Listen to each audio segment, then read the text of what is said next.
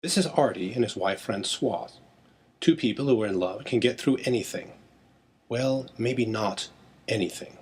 Artie's career sometimes gets in the way of their relationship. You see, Artie is a writer and a cartoonist. He loves to draw and make things come to life on the page.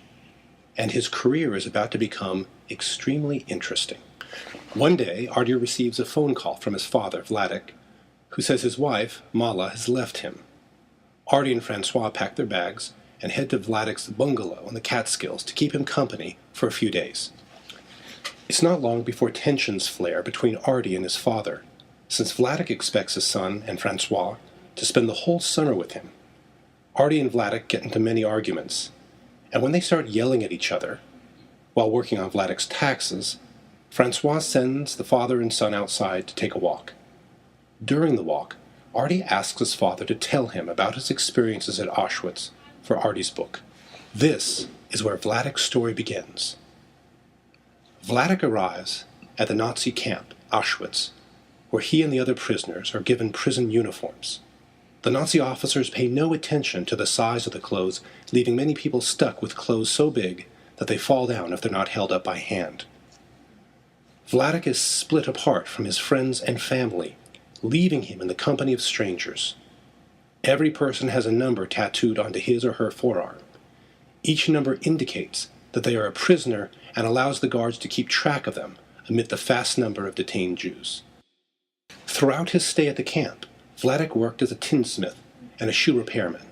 At the worst of times, Vladek was forced to do incredibly arduous labor involving heavy lifting, which, paired with his diminished strength, challenged his will to survive. Vladek meets an officer called Capo, to whom he begins to give lessons in the English language.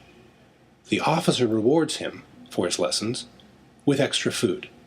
Vladek's connection with Capo also gives him the ability to acquire clothes that fit his friend, as well as a fork to replace the one his friend had lost. A turning point in Vladek's stay in the camp is when he speaks to Mansi. Mansi is a Jew who is at Birkenau with Vladek's wife, Anya.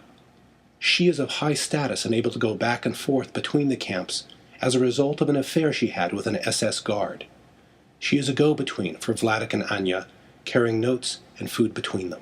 Vladek's stay in the camp reveals the complete disregard that the Nazis have for the lives of the Jews. He witnesses the deaths of friends and strangers alike, and is affected greatly by the acts of violence committed against fellow human beings. As the days go on, more and more prisoners come closer to death. Those who can no longer work are shipped out and replaced by more able-bodied prisoners. As the war nears its end, the prisoners are evacuated from Auschwitz and embark on a death march to the Gross Rosen concentration camp. They are then forced into the small cattle cars that lead to Dachau. In the cars, typhus spreads, and many of the prisoners die inside the train. The train stops systematically so they can pass the dead bodies of fellow prisoners to the door of the car and remove them. At Dachau, Vladek falls ill and is sent to the infirmary, a place that he comes to enjoy. Unfortunately, he is put back to work after a short time. Vladek and his friend Shivek are eventually released from the camp as the war nears resolution. They stay at a farm that becomes an American base camp. Although the war is over, it is still a dangerous time for Jews.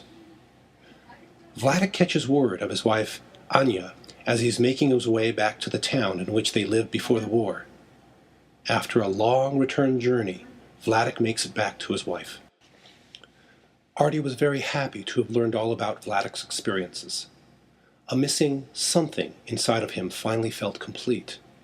Not long after their interviews concluded, Mala returned home to be with Vladek, and they reconciled their differences.